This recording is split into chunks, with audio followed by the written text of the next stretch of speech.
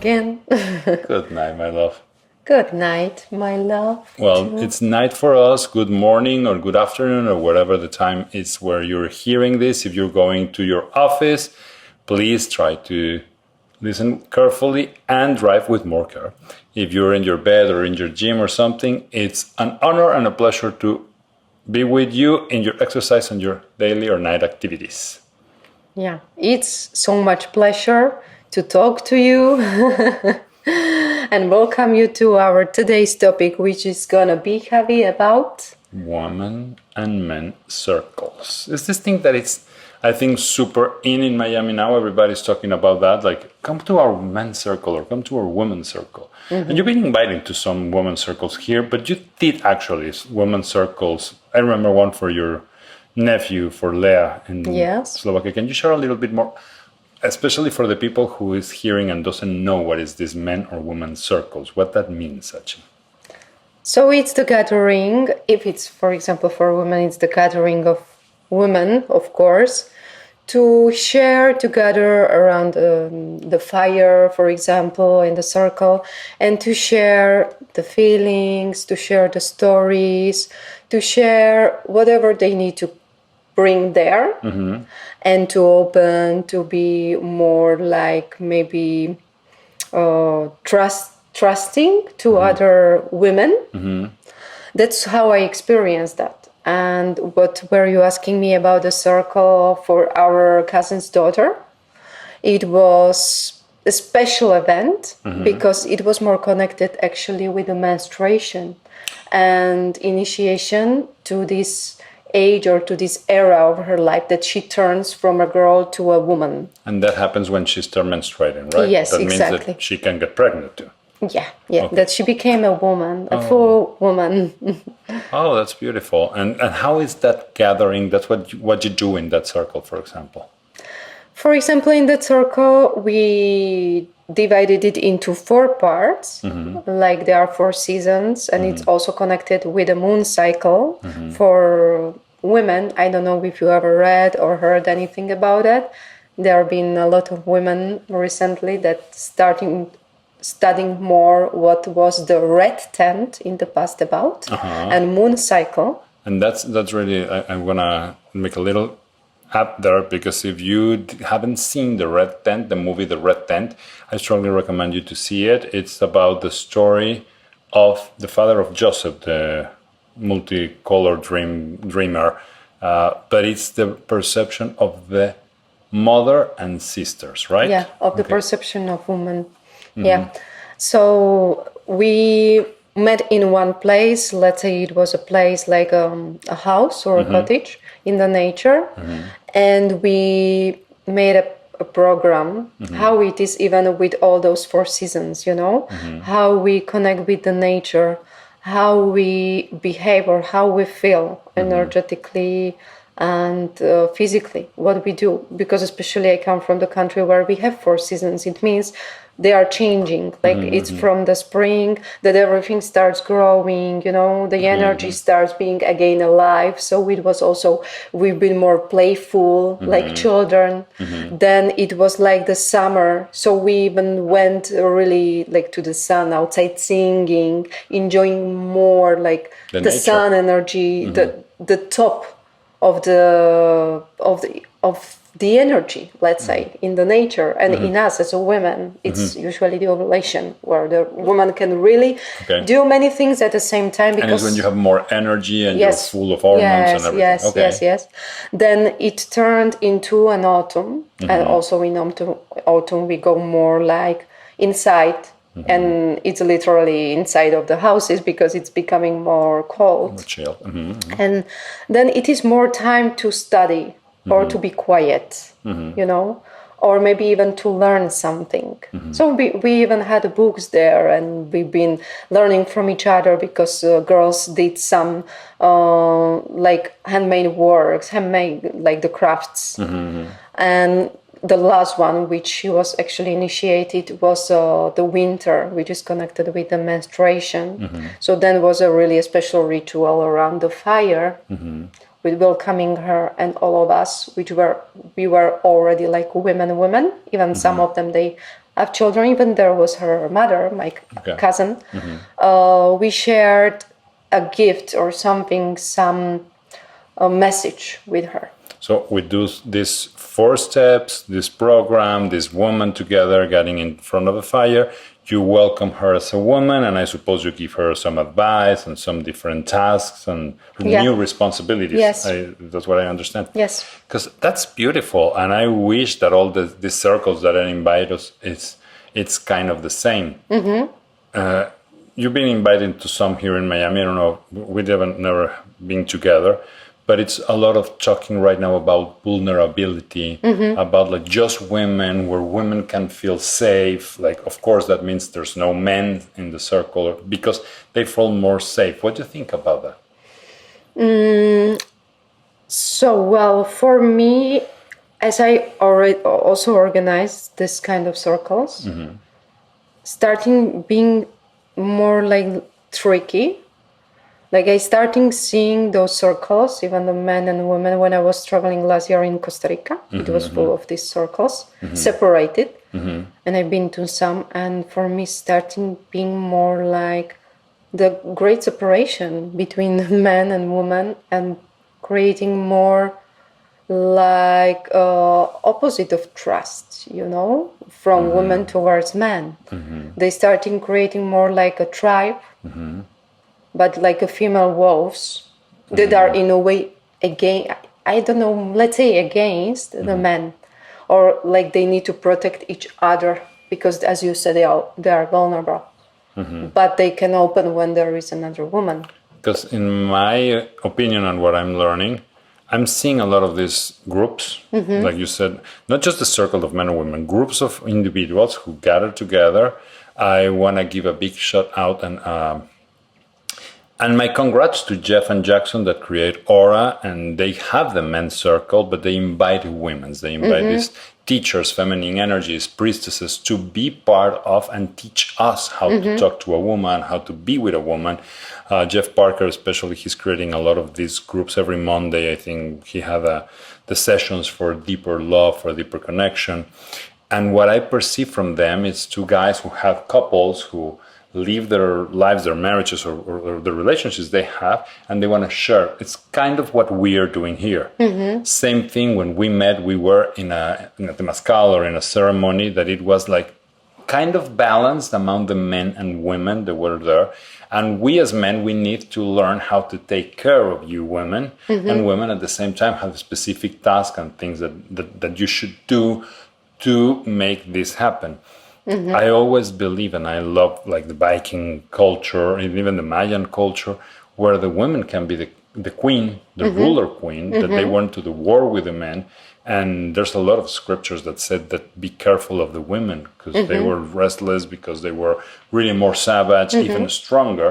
And I believe, I don't know this, but I believe that it's because they were the last line of defense. Like the men, we fight in the open field or wherever, and if they defeat us, they will come, the invaders, to our houses. So that means women and children are there. So women was more fearful.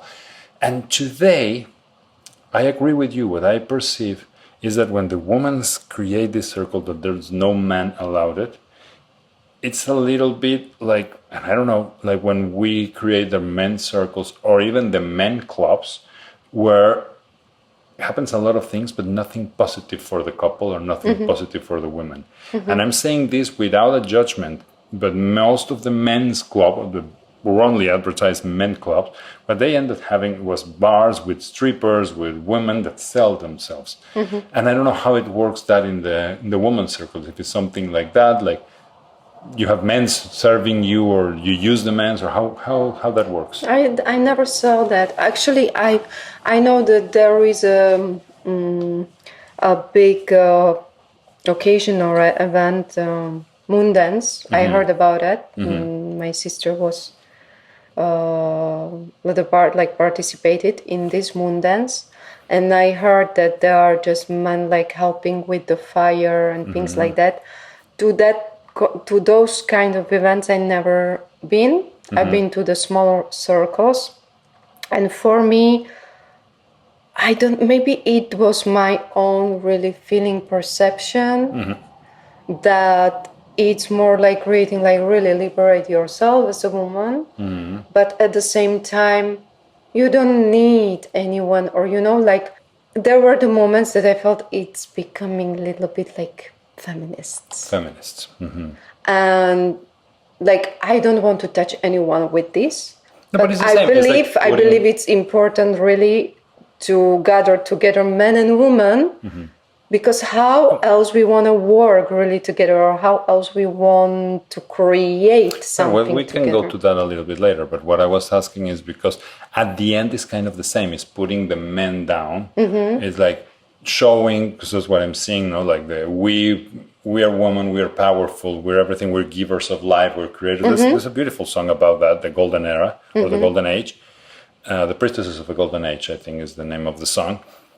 But I applaud that. I'm 100% behind that. You know it, and many of the people who work with me knows that probably 85% of my staff are women, and I consider them better than me in many things. Even with you, you can call me out if it's a lie, but I prefer when we do yoga that you were the one who filmed it. I learned to do breath from you. I learned a lot of things of communication, even the kitchen stuff, how to preserve plants, a lot of things that I use in the day by day. Because now I bake more than her, by the way, just saying.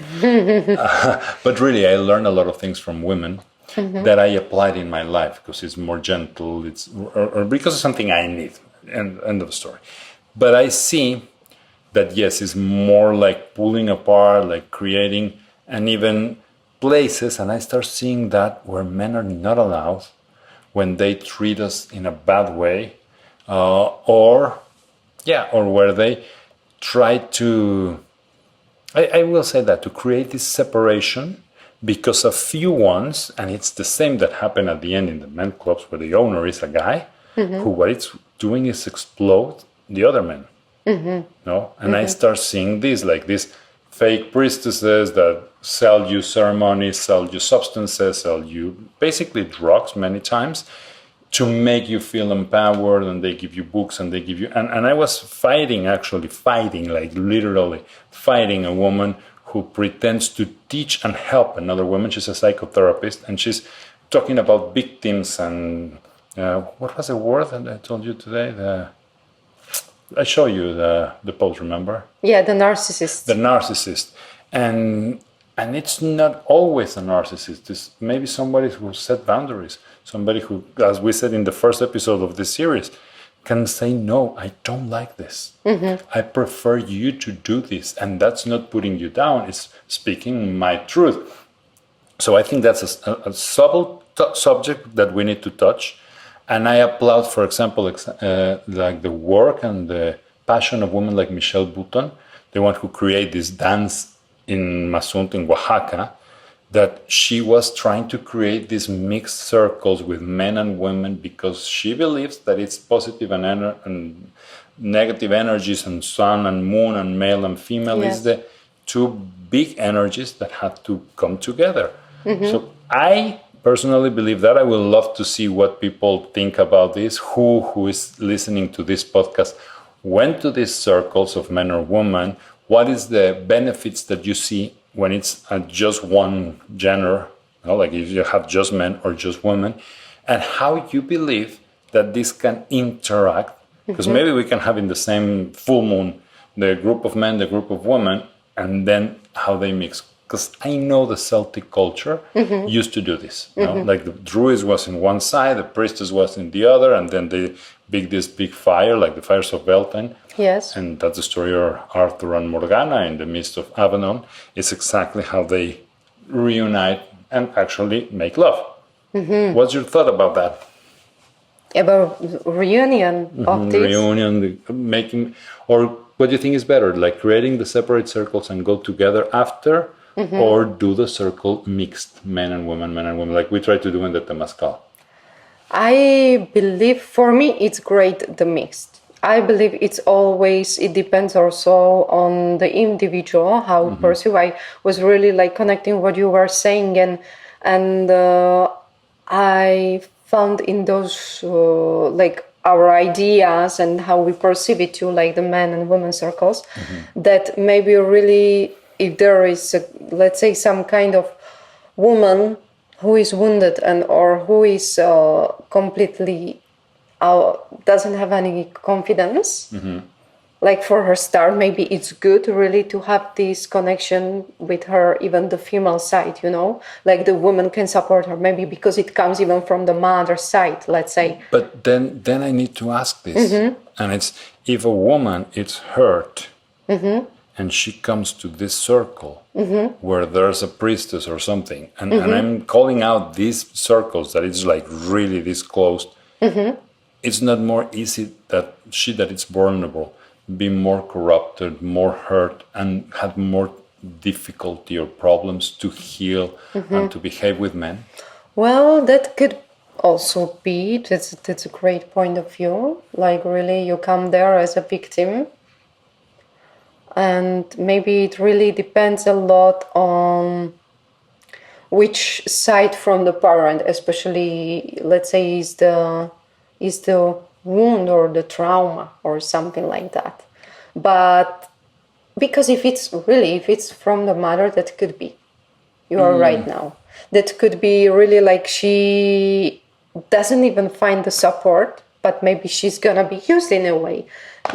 We can discuss about this. And I'm going to be careful with this. It's not that I'm saying that everybody's going to be used, but especially I believe that, and I'm talking from my own experience.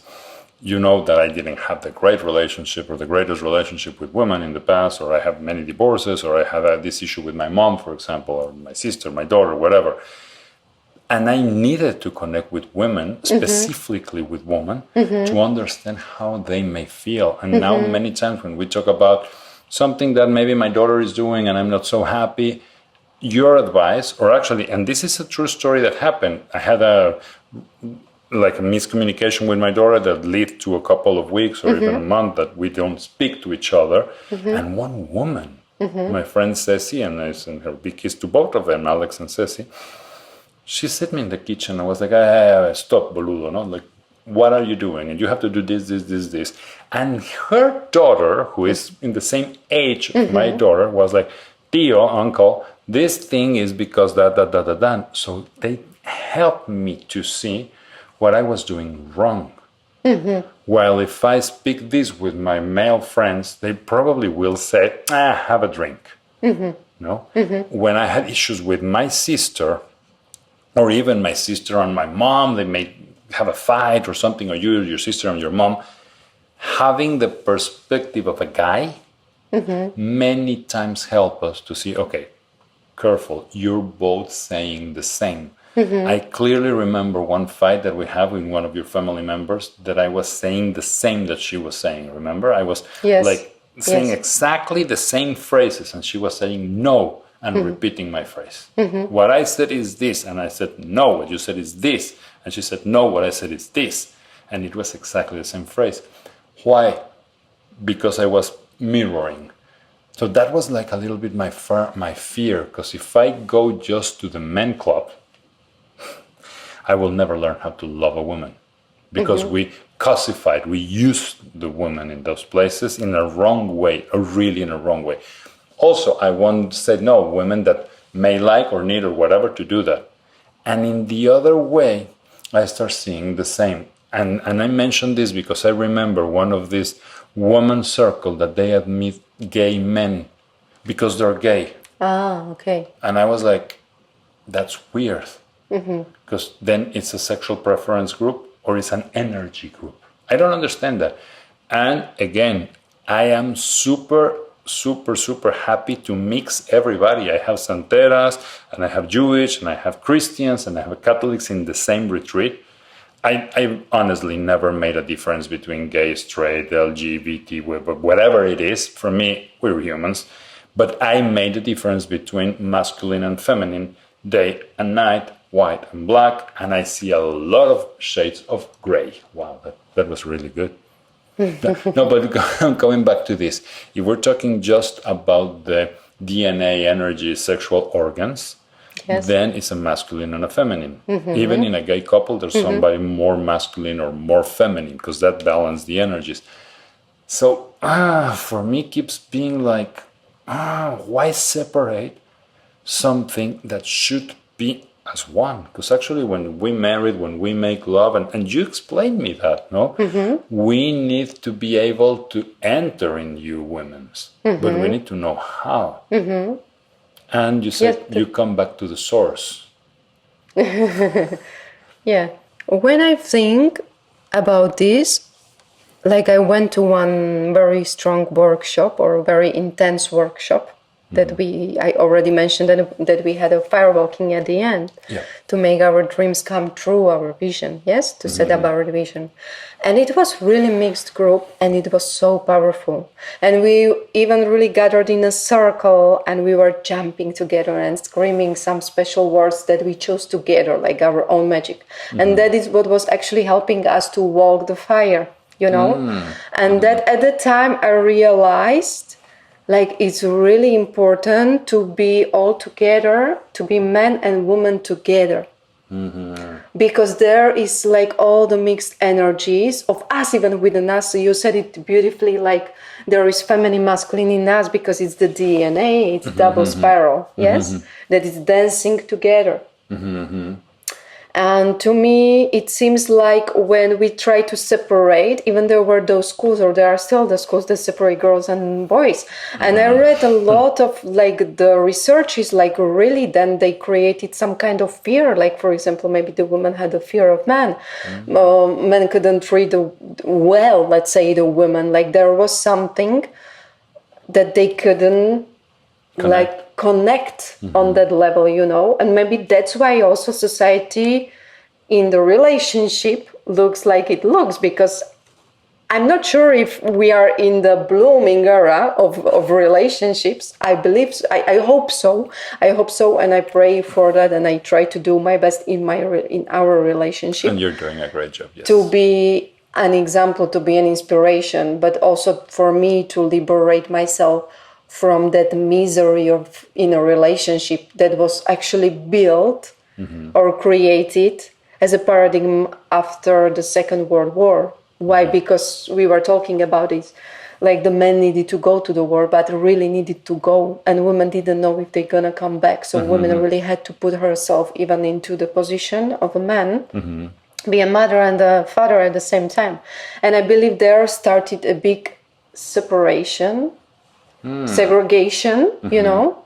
And you're mentioning something that it's beautiful, and I don't want to misrespect or disrespect or mistreat anyone who has to go through that. Because I see more often that women, single moms, have to take both jobs. And I even remember the mother of my kids and one of my best friends that they celebrate the Father's Day because they believe they're mother and father. So I respect and I honor those women who have to do that. And of course, I will always be against the parents that it's completely absent, that never take responsibility, that abandon the kids. Because I don't see, and I should be some woman that abandons the kids, but I think most of the time are you women the ones who are responsible to go on with the education and make us what we are. So yeah, coming to that example of the Second War, you're right. I think it's really strong, especially in Europe. You know, like it's been really still some kind of trauma. That trauma, I mean, that we learned that as a pattern from our families, to see our parents really like together, even in the house, but super separated. You know, and mentioning that because you said at the beginning that when you go to these circles, if you have a trauma, especially with your mom, for example, it helps you. And I ask you, after talking a little bit of this and coming back to this trauma, do you think really it's a difference if the trauma is provoked because your father was absent or because your mom was so controlling, or no? And this is just an example. Yeah. It's not saying that your mom is controlling, not at all. So, I mean, actually, it's super nice. And I don't say that your father is absent because every day your father was in your house. But in general, like any example, like maybe abusive father, maybe an alcoholic, maybe an absent, maybe... It's completely. You think having the other gender or the other sex in front of you helps or not to heal the trauma? I believe it's different, like from both, because those are the sides in us, like the feminine, masculine, whether we are a man or a woman, and also can provoke more from one or the other one.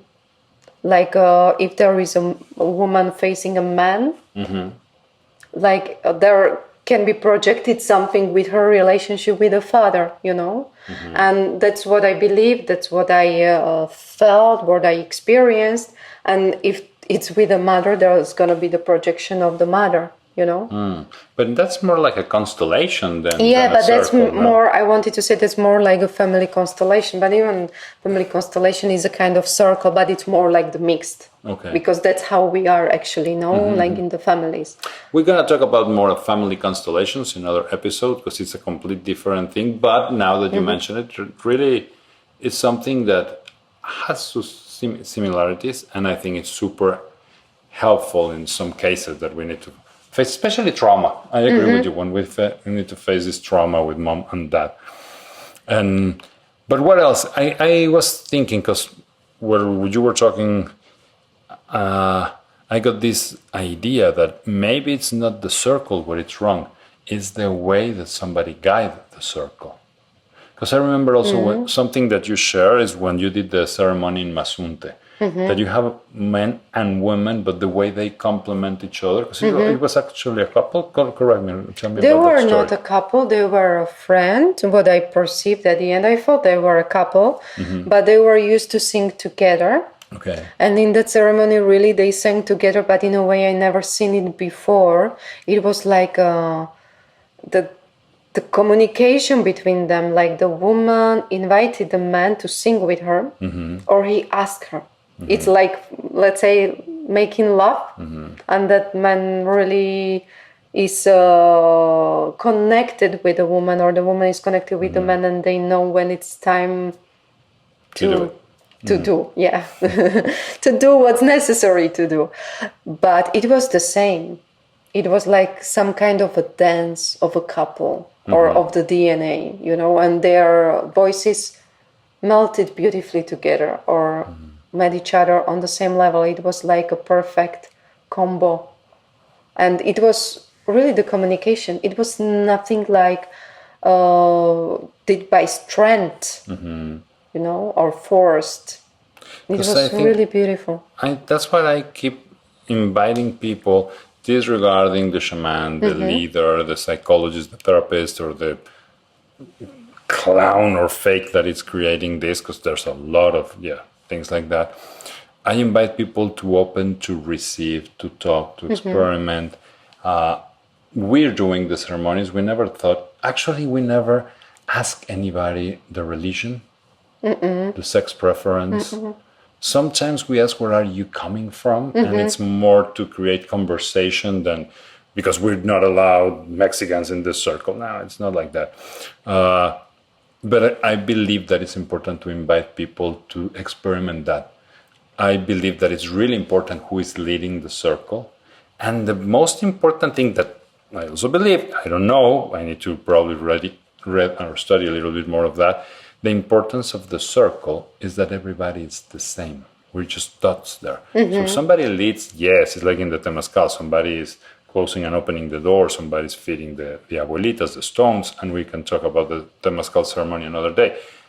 But it's important to be really careful who you are sitting with. What are you sharing? If you don't feel comfortable to share something, my advice, and we said that we're always going to give like 2 or 3 tips in the shows, in the podcast. My advice is, like, if you don't feel comfortable to do something in the circle, you should not do it.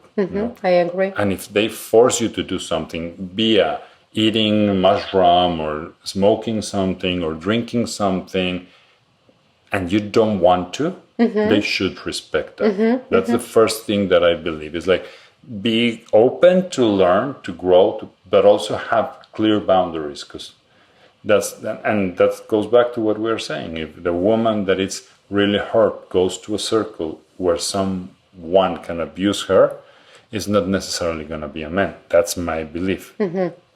What is another tip that you think that you can give for this one, or you want to expand a little bit in this one that I said? Like, yes, what you said, I believe it's very important to maybe at least know or connect with the person who you are going to the circle. Like also to me, at least it's me, how I behave or how I attend these circles.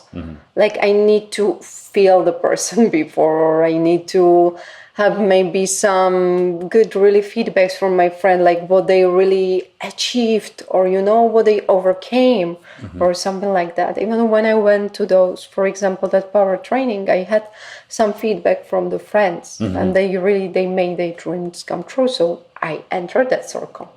Like I saw that circle did something together, even like for an individual, but they created some special, some sacred space, let's say, which really moved something in the people. It was not just talking and sharing how I'm scared or but it was really like, let's do something with that. And actually, Let's talking change about it. that power training, because what I remember is even you got a great relationship with some guys from there, no? Like the last times you were texting with a guy that he was doing this, or I connected more with the men there, actually.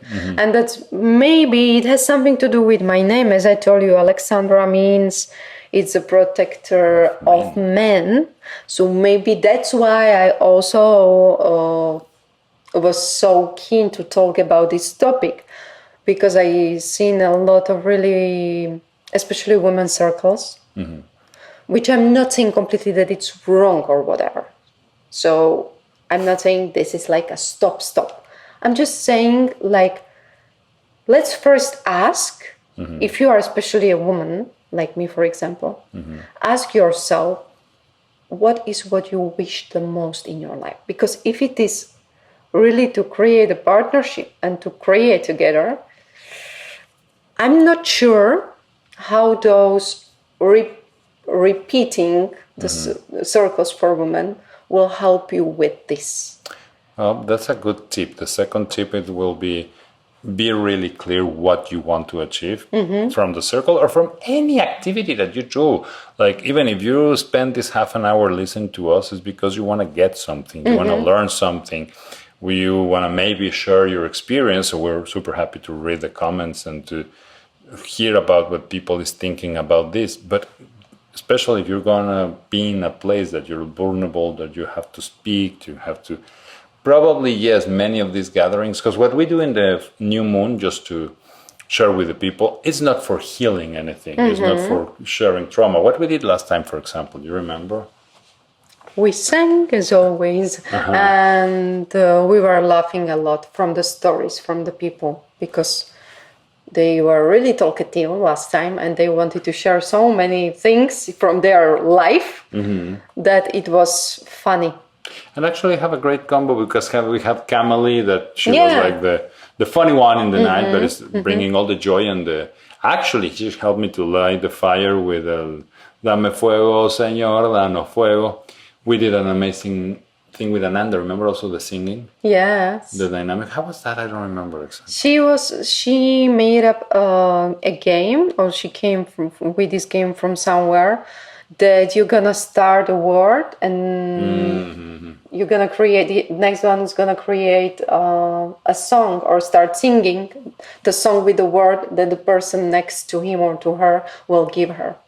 And that leads to a good improvisation, laughing, yes.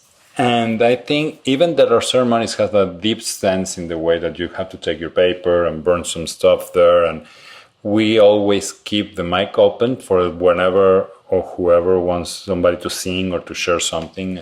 It's open. We have people who did poetry, people who sang with us, people who actually take the guitar and start singing something. I was about to say my guitar, but I think it was your guitar at that time. But whatever.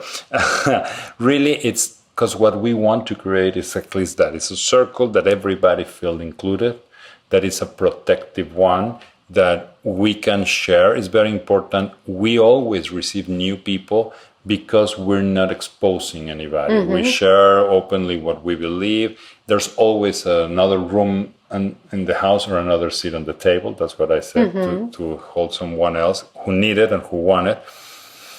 But that's the key. We're not doing it to people who need it. Like and especially in my case, when I treat addicts, when I treat drug addicts, when I treat people that it's being abused in any way, I always refer them to a specialist. Can be psychologist, can be a therapist, can be, and I do the part that I know I can help them with. You know?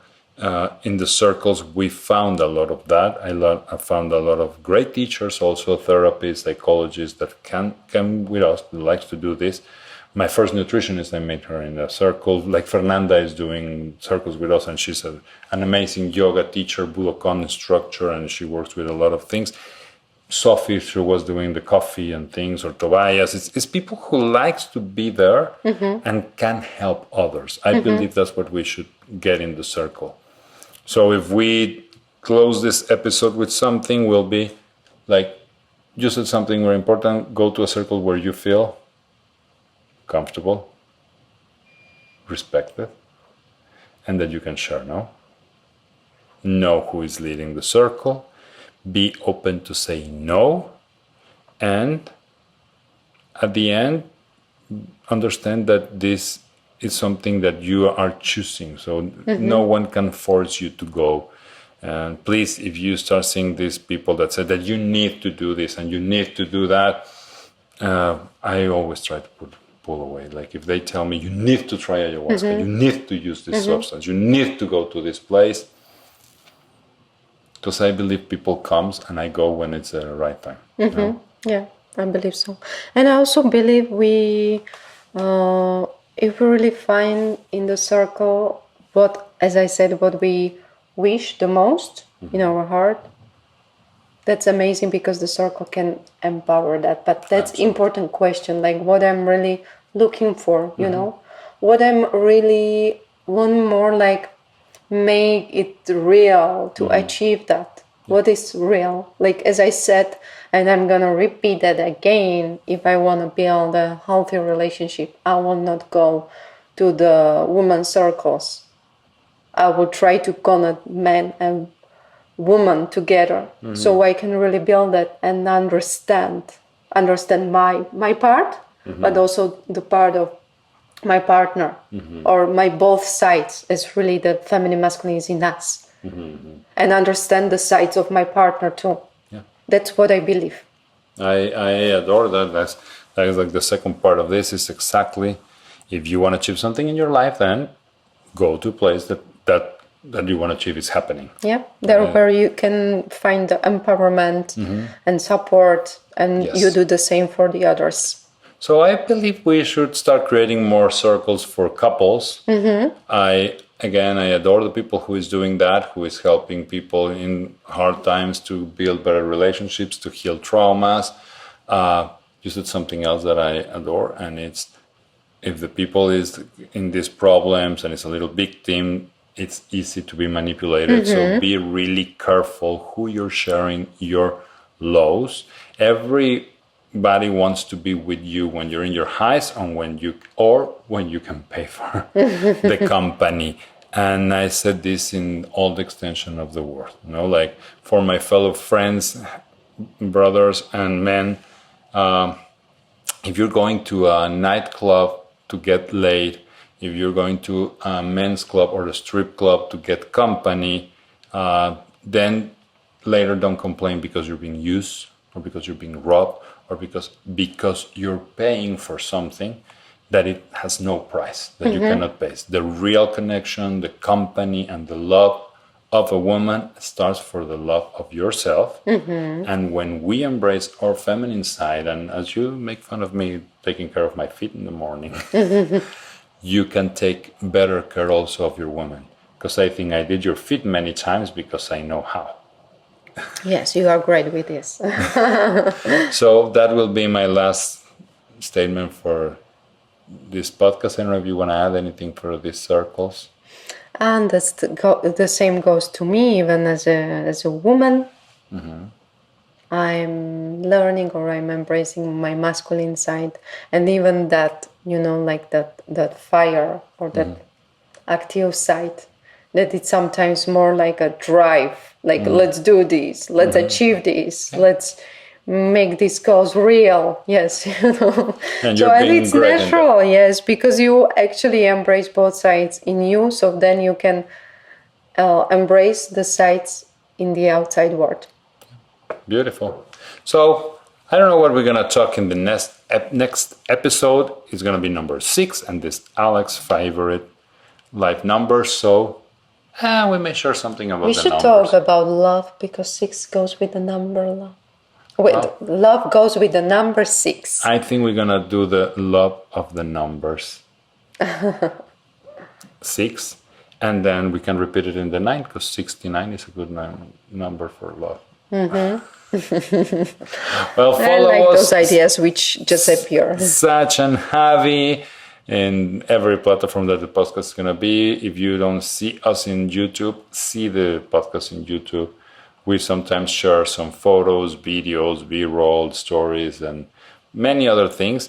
Sachi did an amazing videos today with affirmations, meditations, yoga, and things in Slovak. So follow us and let us know what you think about this so we can keep creating content that inspires us and serves you. Yes, thank you very much for your attention. And I believe you maybe got inspired with some circles, men and women together. We Absolutely. expect something happening like that. Yeah, and I'm also always like really interested in some other circles. What are the circles? See you. Good night.